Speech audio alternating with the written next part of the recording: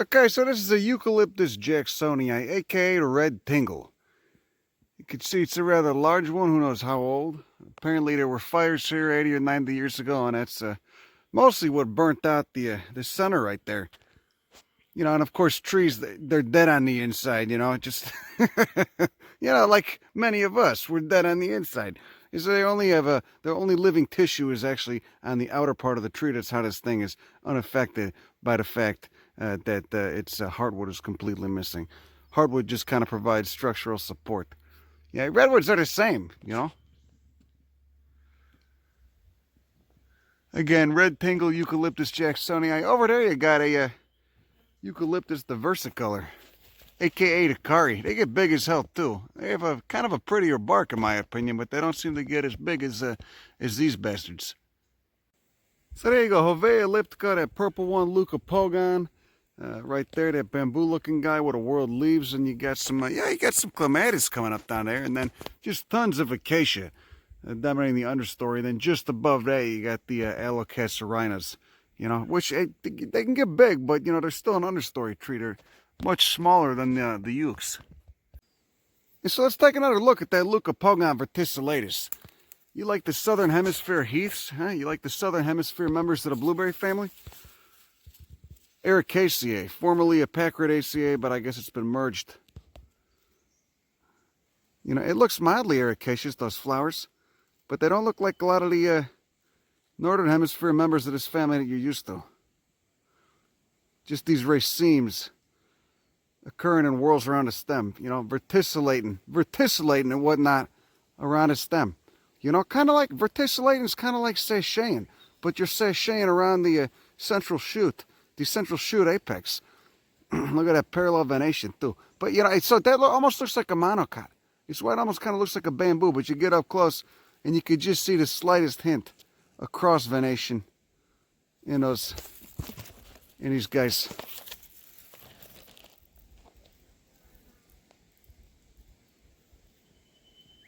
So not quite a monocot, you know, but easy to fool you into thinking that they're one.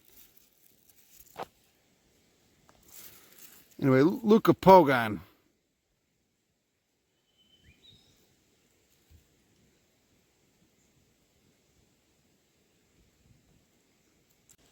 Money shots. Look at that guy.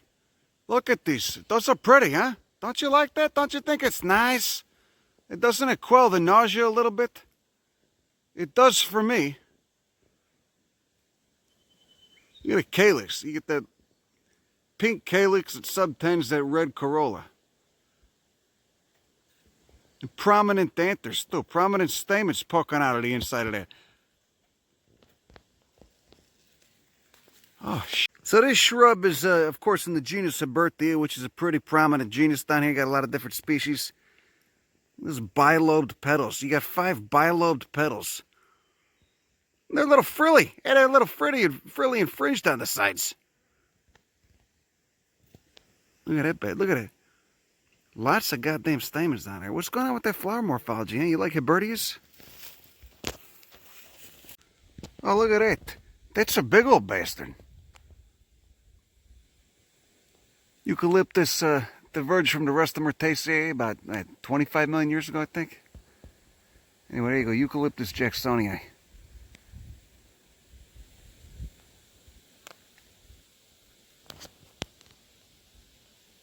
Yeah, here's another variation on the genus Skivus. Excuse me, I mean Scaevola.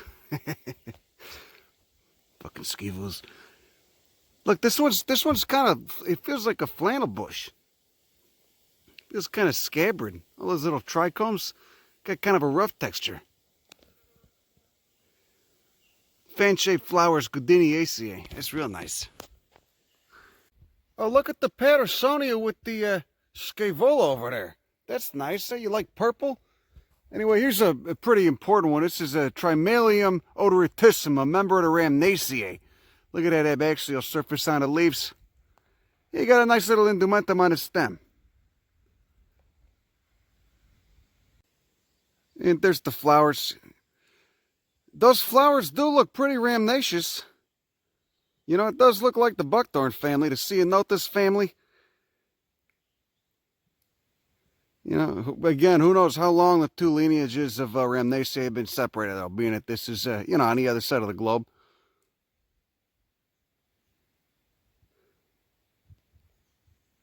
And again, just see the tiny indumentum, the little hairs, the little scabrous brown hairs on the stem. And this is everywhere. This is another important understory tree right here. Trimalium odoratissimum. Rhamnaceae. Look how big that leucopogon gets. It's, you know, it's almost like a Chimerostaphylos. It's almost like a Australian mini madrone or something. You know, gets up to about 20 feet tall. Again, just massive trees here. We're about, I don't know, maybe 3 or 4 miles from the ocean.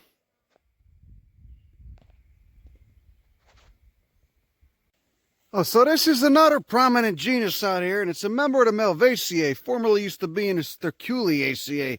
This is Thomassia, and this looks like Thomassia paniculata. Look at the back of the flowers there. Nice, you know, nice money shot. Okay.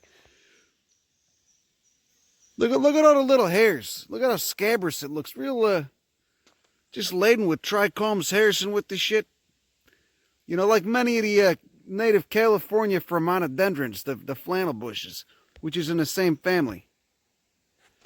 Then we'll get up and get up under there and look at those flowers. Oh, that's real nice. Look at that. Let's take this guy. It's so fuzzy. It's like almost like a velvety Velcro feel to it. Pink corollas, 5 petals, somewhat keeled. You know, they got that prominent ridge in the middle of the petals. The pink petals contrast nicely with those stamens in there. Yeah, let's get up close. Ah, pretty interesting shape for that, though. And that must be the style poking out that little white antenna looking thing. You can see the little yellow anthers on there. Are those the anthers? Real interesting flower structure. Real interesting variation on a Malvaceae. What a beauty. Again, that's a prominent genus. There's many species. This one doesn't extend too far inland. I've only seen it on the coast. Okay, I really want you to take a look at some of this, some of the flower morphology in these Droseras, these carnivorous plants. Look at those calyxes covered in trichomes and hairs. 5 distinct petals. 5 anthers in there. They got this kind of waxy, glabrous feel to them. Almost peltate little carnivorous leaflets right there. You know, just shield-shaped, kind of.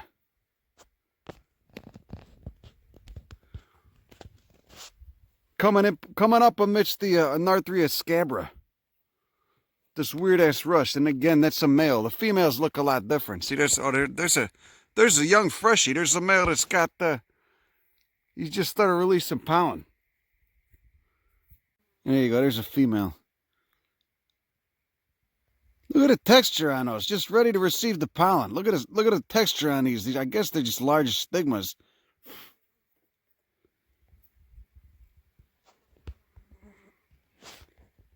Gateway drug to the sedges. Ah, there we go. There's a nice money shot of that Drosera leaflet. With the glands. With the sticky glands.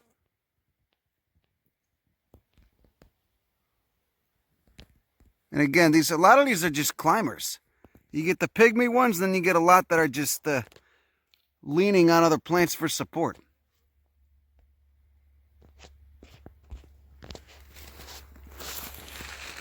Again, just on a giant outcrop of granite, a giant, massive boulder of granite. All one contiguous pluton that cooled slowly underground, you know, probably 1 billion years ago. Here's the moss mats again. Utricularia, carnivorous plant, Lentibulariaceae. And there's there's the borea again. Looks like a grass, but it's actually quite spiky. You're quite hard. It's like a pin cushion. It's stiff as hell. Very painful to touch.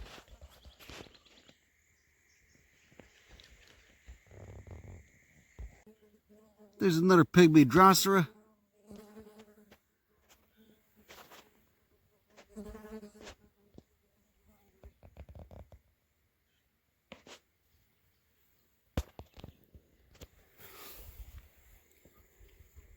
Again, so the moss just accumulates on these granite outcroppings and then creates a little microhabitat for all this other stuff to grow. Here's another delightful member of the Eucalyptaceae, the heath family. This is Andersonia involucrata. Growing on the granite, growing on the sandy soils above granite.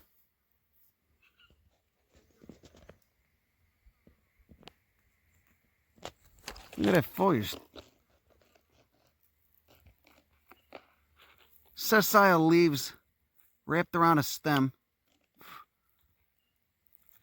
Almost sheathed leaves. Stiff, pointy, hard. And then you got those beautiful flowers though to make up for it. Look at the tuberous root of this guy. Adaptation to fire.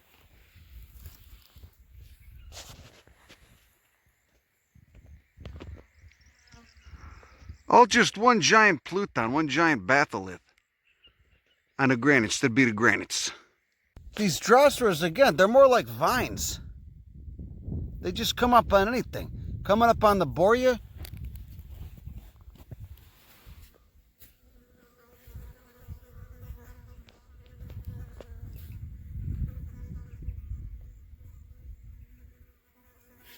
This guy's done flowering. What if it's, there's one over here I just seen that had pink on it. Oh yeah, here we go.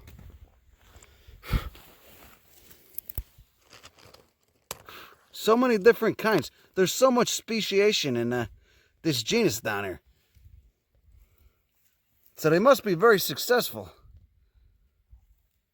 Just trapping all kinds of little tiny flies.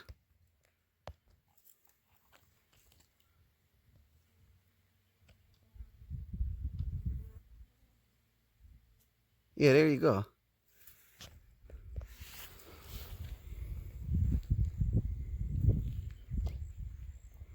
So the dominant species here, well, here's one of them, Verticordia plumosa, Myrtaceae, of course. It kind of prickly foliage. The flowers are real bangers, though. Look at that. Let's see if we can find some that are actively, they're all kind of, in various stages here of maturity, but you can see what I call a plumosa. Look at those petals on that corolla, and that little orange antenna sticking out. That's the style.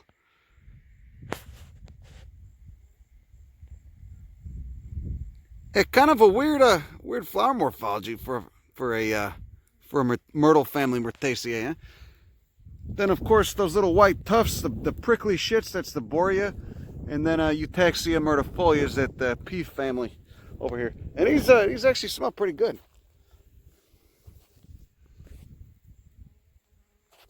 Quite fragrant flowers here. Again, on the granite outcrop. You get a much different habitat here than in the forest, the forest below. Look at the moss mat. You like the moss mat? This is a nice little heath habitat. Verticordia, Andersonia. Look at the Andersonia here. It's a shrub. It's more of a, it's not so low grown anymore. Just the Drosera just popping up in the middle of it.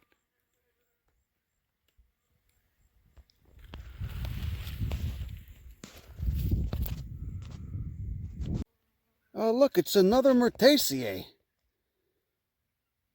Again, with those 5 distinct petals. Looks like they get some woody fruits on them when they're done.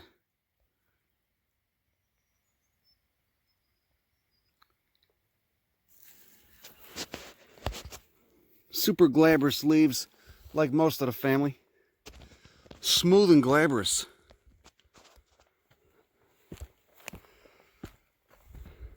See, the nice thing about granite though is that you can keep your grip pretty good, especially if you got some nice boots.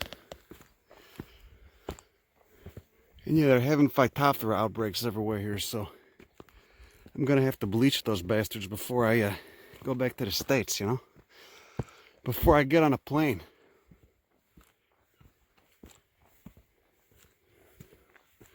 Oh, what do we got up top? Ah, shit, look at this. Coming up amongst the borea is the most beautiful lichen I've ever seen. It's like it's a coral lichen. Very hard. Very stiff. Incredible. Look at the structure on it. Now stop talking. I'll shut my app for a minute just so you can appreciate the beauty of this.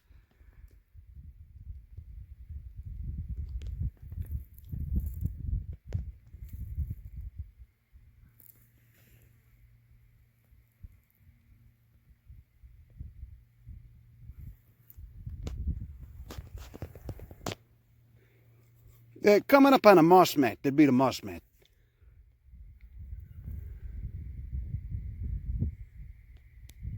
Cloudy day on the ocean. Anyway, on top of the granite batholith, on the felsic intrusives, 1 billion years old. Again, that's just when this cooled from a liquid state. That's not how long it's been exposed on the surface here.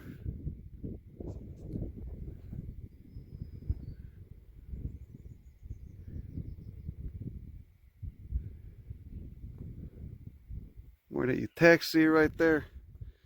Looks like a Gonus over there. You got a Corimbia.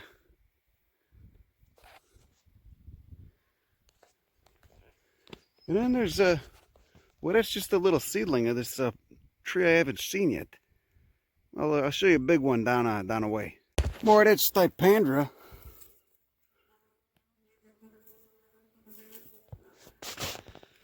All right, check this guy out.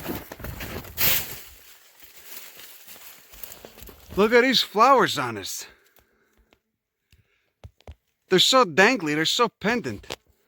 And the leaves, look at the serrated leaf margins. Just like a saw. The stem is pretty weird too.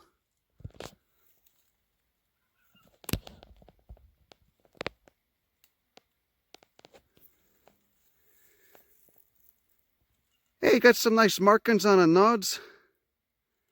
Got some stipules, almost a square stem, almost winged, and then just those flowers are incredible too. Super weird. This is an odd one. Gonna have to figure this one out. Look at those dangling anthers. Dangling anthers, dangling balls. I mean, it's technically what they are. I'm not even being crass. Those are the male parts. They're the anthers, pendant stamens. Where's the stigma in there? Or maybe this is a dioecious bastard. Oh, there she is. Look, that looks like a stigma to me. There she is, okay. Anyway, there you go. That's a new one. Always exciting when you see a new one. A new member of the species cast for today. Gotta write all this shit down on a notebook later. Keep track, you know. Put them on an iNet, you know, put it in a notebook, keep track. Just writing the shit down, you remember it too, you know. What the fuck, what else are you gonna do? Huh? Watch some bullshit on TV? Play with your prick, you know? It's just, might as well learn something. Gotta do something, right? Okay, so crawling down in the bush, I'm glancing at what appear to be tiny little orchids. Looking like little onions.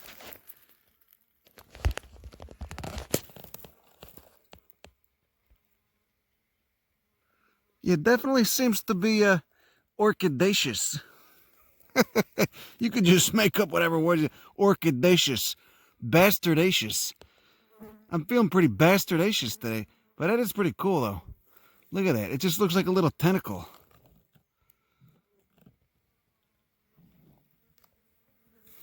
coming up, they'd be coming up in a moss mat. You like a moss mat? You ever heard of a moss mat? You ever get slapped down with a moss mat? You slip and fall on the moss mat. Got to get a personal injury attorney. You know, maybe Peter Francis Tracy or one of those other pricks.